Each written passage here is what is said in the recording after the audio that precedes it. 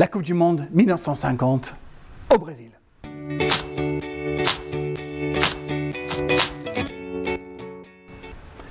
Et là, il y a un drame quand même, parce que l'Italie va perdre un match de Coupe du Monde pour la première fois dans son histoire. En même temps, ça peut se comprendre. On est en 1950 et on vit un deuil du côté du Turin, où il y a ces crashs terribles d'avions, 31 personnes à bord, dont 18 joueurs du grand Torino. Vous savez, c'est l'accident le plus meurtrier dans l'histoire du football italien. C'est bien avant ce qui s'est passé pour le club de Manchester United. Torino qui a souffert, et l'Italie qui a souffert aussi en perdant 4 champions d'Italie, avec beaucoup d'internationaux qui ont disparu. Donc l'Italie perd son premier match contre la Suède. Tiens, contre la Suède.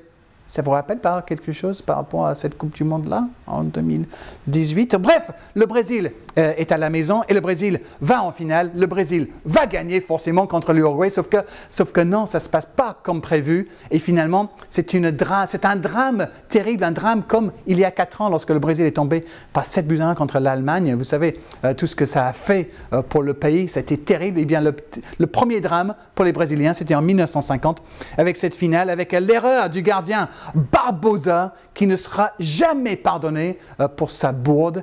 C'est bien l'Uruguay qui gagne pour une deuxième fois la Coupe du Monde.